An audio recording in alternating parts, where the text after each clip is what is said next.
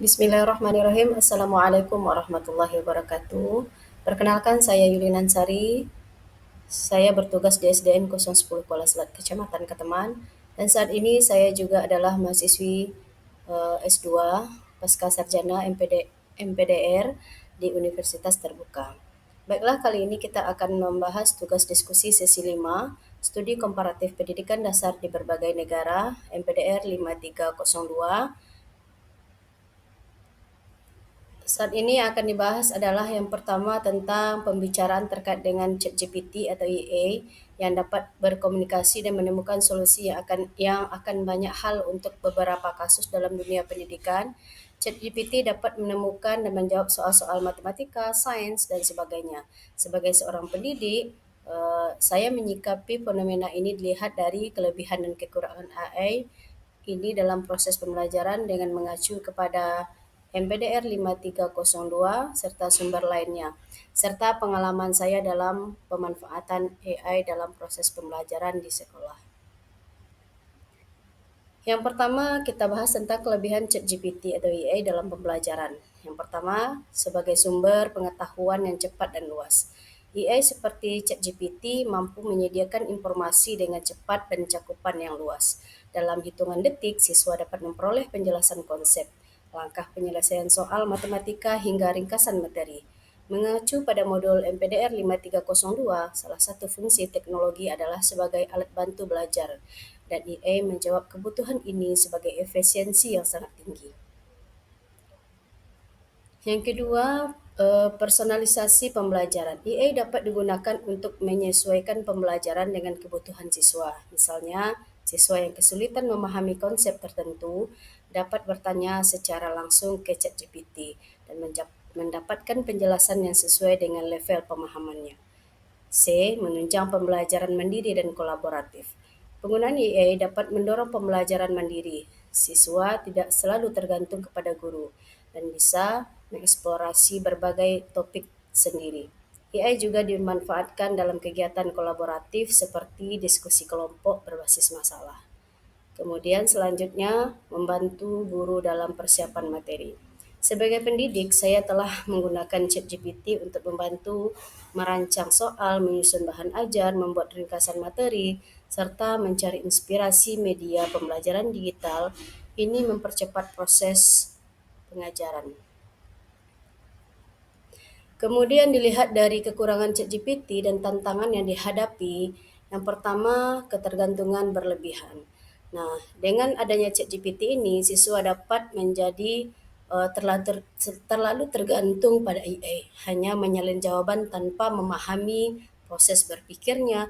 Ini berpotensi melemahkan keterampilan berpikir kritis dan pemecahan masalah yang seharusnya dikembangkan melalui proses belajar. Kemudian yang B, validitas dan ketepatan informasi. Meskipun ChatGPT sering memberi jawaban yang benar, namun tidak menutup kemungkinan terjadi kesalahan dalam menalar atau informasi yang diberikan, terutama dalam konteks soal yang ambigu atau kurang lengkap.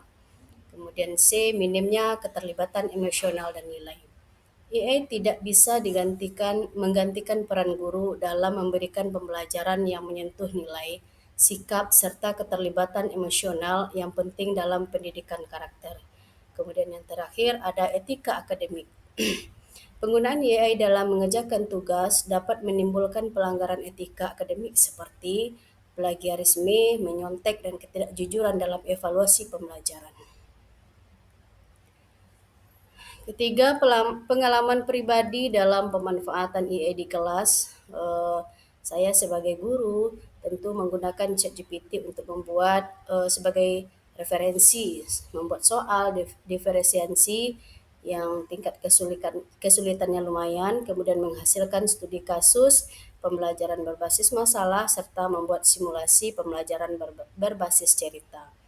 Kemudian untuk siswa mungkin contohnya saya memberikan tugas proyek di mana siswa diminta menggunakan AI untuk mencari inspirasi, namun tetap harus mempresentasikan pemahamannya secara lisan. Ini untuk mendorong critical thinking dan metacognitive skills. Yang ketiga, pembelajaran berbasis proyek atau project based learning. Siswa diminta untuk membuat produk digital, misalnya infografis, video pembelajaran, atau mini book. Menggunakan informasi yang mereka cari dengan menggunakan bantuan AA, lalu dilakukan refleksi dan penilaian autentik. Nah, sebagai pendidik kita tidak bisa menolak kehadiran AI seperti ChatGPT. Yang bisa dan harus kita lakukan adalah mengintegrasikan AI secara etis dan strategis dalam pembelajaran, memberikan literasi digital dan literasi AI kepada peserta didik agar mereka mampu menggunakan teknologi secara bertanggung jawab. Kemudian mengembangkan penilaian autentik yang menuntut pemahaman dan keterampilan, bukan hanya sekedar jawaban akhir. Kemudian menjadi fasilitator yang membimbing proses berpikir, bukan hanya sebagai menyampaikan informasi. Dengan pendekatan yang tepat, AI bukan ancaman tetapi mitra dalam menciptakan pembelajaran yang aktif dan kontekstual serta bermakna.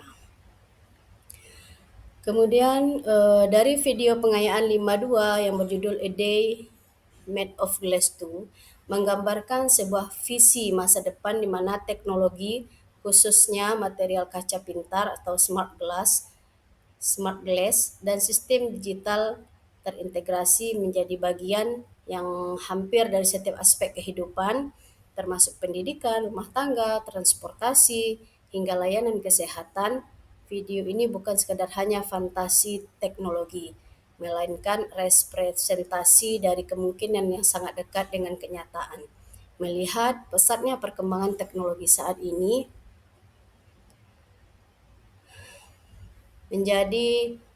memberikan gambaran tentang masa depan yang sangat dekat, di mana teknologi menjadi bagian yang tak terpisahkan dari hidup kita. Sebagai pendidik, saya tidak hanya perlu siap menerima perubahan ini, tapi juga proaktif berinovasi agar pembelajaran tetap relevan, menarik, dan bermakna bagi generasi yang tumbuh di tengah revolusi digital. Kunci kesuksesannya bukan hanya pada teknologi, tetapi pada manusia yang mampu mengelolanya secara bijak dan beretika. Kemudian sebagai pendidik dalam menghadapi kemajuan teknologi, maka kita perlu meningkatkan kompetensi digital kita.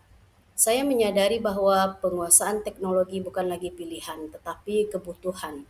Maka saya terus belajar menggunakan berbagai platform pembelajaran digital, aplikasi pembuat konten, serta AI edukatif agar bisa menyajikan pembelajaran yang relevan dengan zaman.